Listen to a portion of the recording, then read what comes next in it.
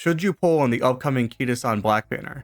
There has been a lot of discussion on if you need to acquire a max limit break Kitasan Black during her banner next week, so let's walk through what to consider when deciding whether to pull her or not. My thoughts on this have shifted over the past few days while preparing this video. I came into this analysis ready to pull her to full limit break this time around in order to make up for missing her first banner in JP. However, I have since worked out a few alternate paths to help you decide what works best for your situation. There's a lot that I want to cover, so let's hit the 1-minute summary here. First, you absolutely want to have Kitasan involved in 95% of your trainings for the foreseeable future.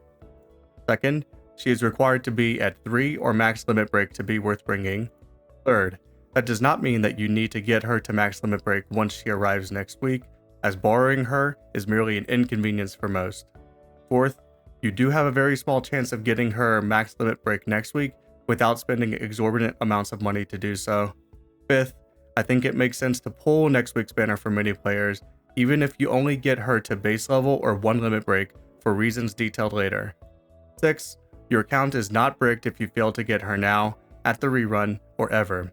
Unless you want to be super competitive, borrowing her is more than sufficient. And seventh, there are numerous ways to approach life without Kitasan by leveraging some of the many olive branches this game gives to free-to-play players and Dolphins. In this video, I'll break down the odds of getting Kitasan Black to 3 or max limit break, along with the estimated cost in carats and real money. I'll also explain how I think free-to-play players, Dolphins, and whales should approach this banner, and walk you through my own plan for next week. Finally, for those planning to skip this banner, I'll share a few tips on how to play effectively while borrowing Kitasan instead. But before diving into the main content of this video, I want to highlight 2 recent uploads by YouTube creator Rednu, Don't Pull for This Banner, and Everything You Need to Know About Kitasan and the Best Characters. Both cover the current topic in detail and are absolutely worth watching. I've included links in the description. Rednu and I share similar conclusions on a number of points, and I appreciate the clarity he brought to the discussion. I'll be sharing my own take on how different types of players should approach this banner, but I largely agree with the guidance he offered in his Everything You Need to Know video. Additionally, in Don't Pull for This Banner, Rednu breaks down the likely support card banner schedule for the next few months. I think his analysis is spot on, especially regarding which banners are worth targeting if you're not a whale. For example, aiming to high limit break Super Creek when her banner arrives soon is still a great investment. That banner, Super Creek in Tazuna, was actually where I started on JP, and it sustained my account all the way until I managed to max limit break Kitasan Black in the rerun. In the meantime, I just borrowed Kitasan. Was that optimal? Not really. But was an account ruining? Definitely not. That said, like Rednu pointed out in his most recent video, there are legitimate reasons why many players might still want to pull on this banner, even if the odds of hitting max limit break are painfully low. I'll break down why later in this video. And finally, I want to echo one important point that Rednu made. Do not stretch yourself financially to max limit break Kitasan Black. It's just not worth it, for this banner or any other banner in a gacha game. Let's start by discussing the probability of getting Kitasan to 3 or 4 limit breaks through this banner. This will get into the weeds with a lot of numbers, but I will try and make it as easy to follow as possible. In order to do this, I use the website DSKJAL, as their probability calculator gives us the information we need.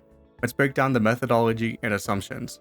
In Uma Musume, every 200 pulls you are able to spark 1 copy of the banner SSR cards. Therefore, in order to limit break Kitasan 3 times via 200 pulls, you would need to pull 3 copies and spark 1.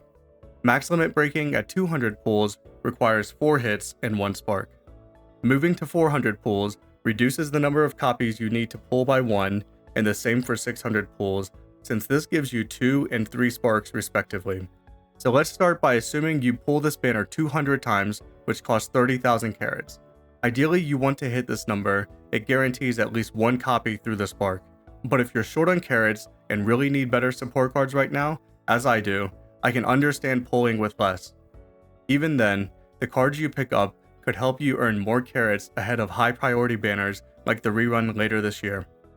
For next week's banner, I am assuming that the developers proceed with a pull rate of 0.75%, which is reportedly the rate that was used in the Taiwanese and Korean servers. We will know in a few days what the correct number is, but if they do decide to go with 0.5% instead, just know that all of these odds will be less in your favor than what is presented in this video. Let's look at what pulling 200, 400, and 600 times gets you. At 200 pulls and a 0.75% hit rate, the odds of hitting 3 or more copies of Kitasan Black, which are required for 3 limit breaks, is only 19.1%. Assuming you are going for 1 extra hit, which would allow you to max limit break her, the odds drop to only a 6.5% chance. At 400 pulls, the odds become more favorable, though there is still a large percentage chance that you will miss max limit break. At 400 pulls, you have an 80.2% chance of getting 2 or more hits, which results in a 3 limit break after sparks. For max limit break, you have a 57.8% chance of getting the required gotcha hits. Not bad odds, but far from guaranteed. 600 pulls is where it is very likely that you walk away with a competitive Kitasan.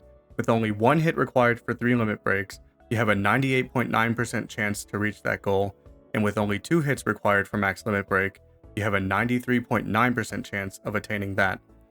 The chart of these results is displayed on screen, as is the link to the calculator. Please let me know if I have made a mistake and I would be glad to correct it. I mentioned these odds not to dissuade you from pulling Kitasan, but to let you know that your odds of getting her max limit break right now are not great. I was also curious how much it would cost to reach certain pull thresholds. This is a bit more dependent on a few factors: your starting carats and whether you have access to the discounted carat bundles. I created this chart by using a few variations of starting carats, with the remaining carats needed to reach each pull threshold purchased from the shop. I am also assuming that you still have access to the discounted bundles of 7,500 carats for $70, which is available 3 times, and the bundle of 1,500 carats for $14, which is available twice. Together, these bundles add up to 25,500 carats, but if you've already bought them, you'll need to run your own math. If carats required to be purchased exceeds the 25,500 carats from the discounted bundles, I assume that you will purchase 5,000 additional carats at $70 each until you reach the required amount. With this chart, you can choose your starting carats in the far left column and see how much you would need to spend in order to reach a certain amount of pulls displayed in the top row. This intersection shows the amount of carats that you would need to purchase and how much that would cost in dollars. And at the bottom, I have included from the first page the likelihood of hitting 3 limit breaks or max limit break given each amount of pulls. With this information, you can see the probability of reaching your goal compared to what you have to spend to reach that goal. For example, if you start with 20,000 carats and are seeking to pull 400 times, then you would need to purchase 40,000 carats. Assuming that you use the discounted carat purchase bundles, that would cost you $448 to reach 400 pulls, which provides only a 57.8% probability of max limit breaking Kitasan Black. Are these odds worth the cost that you pay to pull this banner? To me, that is a pretty steep cost for only a coin flip chance at a max limit break Kitasan Black, but you can determine what works for you. But now that we've covered the odds of getting a 3 or 4 limit break Kitasan, let's talk about who should consider pulling this banner. Even with these low odds of pulling her to 3 or max limit break, I think some players would benefit from pulling this banner, so let's get into that now. Feel free to disagree with my conclusions and go with what works for you. You know your situation best. I will cover character-focused players, competitive free-to-play players, competitive dolphins, and whales. First up, if you are a free-to-play player or a dolphin that is exclusively focused on playing Uma Musume to enjoy the characters and story, I would recommend that you pass on this banner and use those carats to pull your favorite characters once their banners arrive. You can easily borrow Kitasan from other players and utilize strong SRs and free-to-play friendly SSRs to clear content. That being said, even if you are character focused, you do need some support cards to play effectively, and this banner could be a good entry point to building a stronger deck. Just don't feel like you are missing out if you don't pull here. For free-to-play players aiming to stay competitive, it's complicated.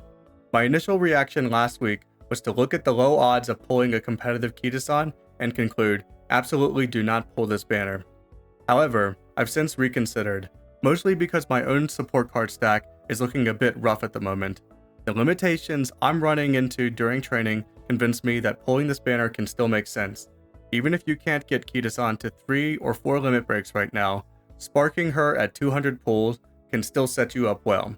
You get a head start for the rerun, You'll be closer to max limit break when the universal limit break item arrives, and in the meantime, you'll likely pick up solid SRs or off-banner SSRs to round out your deck. Those new pulls, combined with the generous free-to-play accessible SSRs that this game offers, and borrowing a max limit break Kitasan for now, should let you build momentum while saving carats for the rerun. That's how I handled it back in 2021, and it worked. You can absolutely do the same. There's also another valid approach that Rednu pointed out in his latest video. If you're not currently struggling with training, and you do not have enough carats to get a full spark on the Kitasan banner, there's a strong case for saving and targeting the Super Creek and Tazuna banner, which should arrive in the coming weeks. That way, you're guaranteed at least one spark on a high value banner, and you can build your deck while continuing to save for Kitasan's rerun. Ultimately, the choice is yours, but there are solid paths forward for free-to-play players, whichever route you take. The picture for Dolphins is even more murky. At this point, if you are spending in order to pull this banner, it is understandable that you would want to walk away with a max limit break Kitasan. But, due to the slightly accelerated release schedule, many players are a bit behind in carats compared to what we might otherwise prefer. As someone who typically dolphins, this is the boat I am in. My plan here is to do what I can to get to 30k free-to-play carats in the next week, as I'm currently just under 25,000. I will then pull this banner and see how many copies of Kitasan Black I get from the free-to-play carats. If my initial pulls go well, say I hit 2 or more copies, then I might buy carats to go for the 400 total. At a starting point of 300 free-to-play carats, this would cost $308 for the remaining 30,000 carats needed. However, I don't have any financial dependence, so even if it doesn't work out, this won't harm anyone else. I don't recommend starting to spend on this game if it would make things tight financially, as trying to compete with whales at the top can require a lot of time and money, and it would be better not to start down that path. Even if these 200 free-to-play pulls don't land a competitive Kitasan, through these pulls, I will finally have access to some higher quality SRs that can carry me until the rerun. Not optimal, but not the end of the world by any means. Trying to play with limited resources was half of the fun of this early game portion of Uma Musume, though I understand those that want to compete at the top. Believe it or not, while we may struggle to complete some trainings right now, there will come a time when support cards and new training modes have been so power crept that it comes as a surprise if you don't get first in a career mode race. I enjoy the current overpowered level of Uma Musume in JP right now, but there are times where I miss the simpler times of URA finals races. Appreciate where we are now and enjoy the game whether you have a max limit break Kitasan Black or are just glad to have one SR at max limit break. Finally, the whales. This should be obvious, you're pulling this banner, but seriously, do not break the bank over a gacha game. Finally, let's discuss how you should proceed if you decide not to pull Kitasan Black next week. First, make sure that you find someone that has her limit broken and follow them. This should be relatively easy to do, especially if you have been following people from top clubs or the Team Trials ranking board. Second, collect strong support cards in the SR rarity. These definitely don't have the same performance as a top tier SSR, but can get you most of the same result and grant you access to most of the game's content when paired with a borrowed Kitasan. The same can be said for the free-to-play friendly SSRs. You can get access to fully limit broken SSRs as a free-to-play player by completing the main stories in the story tab, consistently training and racing in career mode, participating in club shoe requests, and completing the rotating story events as they come up. None of these require a top tier deck to complete, and they can help you build a stronger support card roster over time. I plan to detail these free-to-play friendly SSRs and how to get them, as well as some useful SRs in a separate video, so please subscribe if you would like to see that. Next, this can be a bit grindy, but if this is your cup of tea, you can really strengthen your account by building a strong stable of inheritance veterans that can be used to train future horse girls. There are multiple guides on how to do this, and I had a lot of fun building out my own plan in Excel for how I want to proceed with mine. These can really give your trainings a big boost and only cost the time required to run the trainings. Finally, understand that sometimes you will fail at training no matter what you do. Roll with the punches and try to learn from every training that you do. In conclusion, no, pulling a max limit break Kitasan Black next week is not necessary for most players.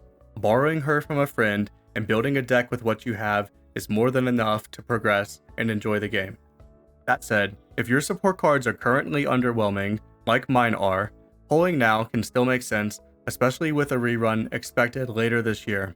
Even picking up a few early copies of Kitasan gives you a head start.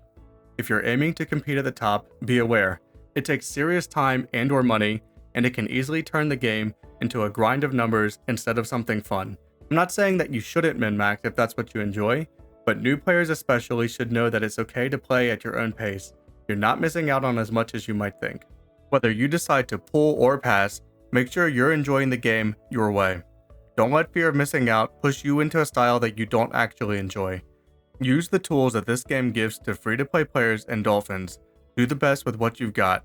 It's more rewarding than it looks, and honestly, it's what Tokai Teo would want you to do. Thanks for watching.